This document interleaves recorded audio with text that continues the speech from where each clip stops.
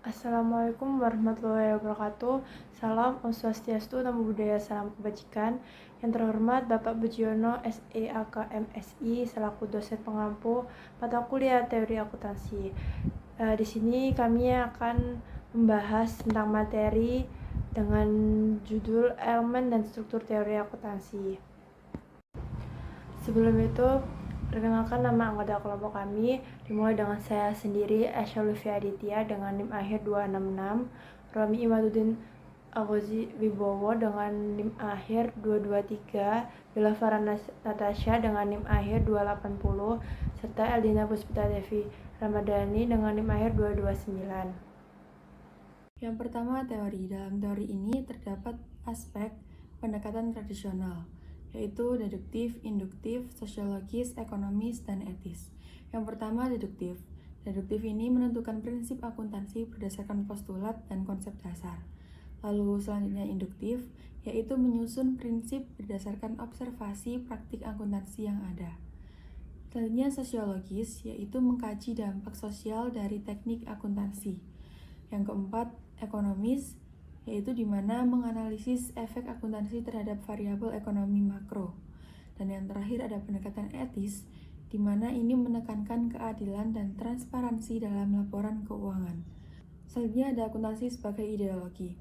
Karl Marx berpendapat bahwa akuntansi digunakan untuk mempertahankan status quo ekonomi. Nah, akuntansi juga dilihat sebagai alat kapitalisme karena mencerminkan kepentingan pemilik ekonomi. Untuk aspek berikutnya, akuntansi sebagai ilmu sosial. Di sini akuntansi tidak hanya bersifat teknis, tetapi juga dipengaruhi oleh lingkungan sosial dan ekonomi. Akuntansi juga berfungsi sebagai sistem informasi yang membantu pengambilan keputusan. Nah, selanjutnya juga ada kerangka konseptual, di mana akuntansi menjelaskan bagaimana standar akuntansi seharusnya dikembangkan. AFSP atau Financial Accounting Standards Board di Amerika Serikat dan di Australia ini berusaha menciptakan dasar konseptual yang lebih konsisten. Pemikiran konsep.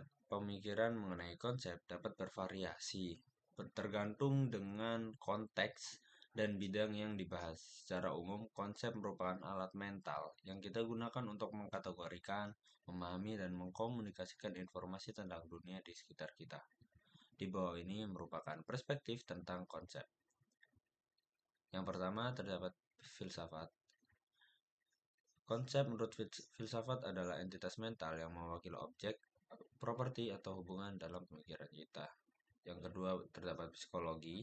Menurut menurut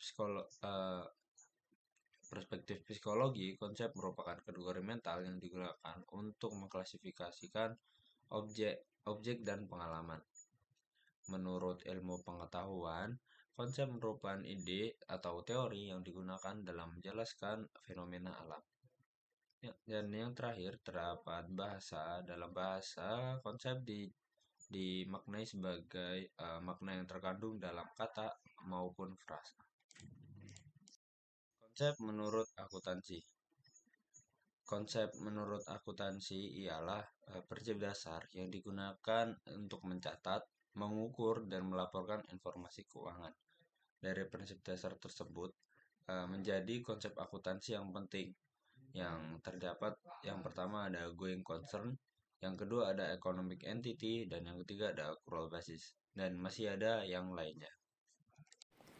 Selanjutnya ada hipotesis. Nah, ini terdapat 3 hipotesis oleh Weitz dan Zimmerman 1990 yang menjadi asumsi pada teori akuntansi positif. Di antaranya yang pertama ada hipotesis rencana bonus atau bonus plan hipotesis. Nah, ini tuh manajer perusahaan cenderung lebih menyukai metode yang dapat meningkatkan laba periode berjalan dengan bonus tertentu. Kemudian yang kedua, hipotesis hutang atau ekuitas. Ini debt atau equity hipotesis. Ini semakin tinggi rasio ekuitas atau hutang perusahaan, maka makin besar para manajer untuk memilih metode akuntansi yang data efektif untuk menaikkan laba. Kemudian yang ketiga itu hipotesis cost politik atau political cost hipotesis. Nah, hipotesis ini tuh didasari asumsi bahwa sangat mahalnya nilai informasi bagi individu untuk menentukan kondisi laba.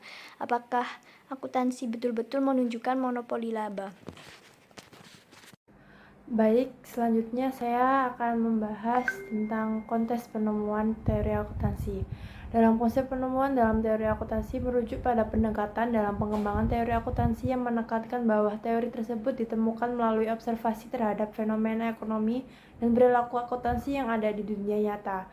Pendekatan ini sering berkaitan dengan Positive Accounting Theory atau teori akuntansi positif yang berfokus pada penjelasan dan prediksi praktik akuntansi yang terjadi, bukan bagaimana seharusnya praktik tersebut dilakukan.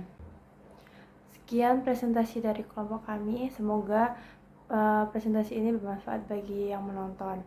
Wassalamualaikum warahmatullahi wabarakatuh.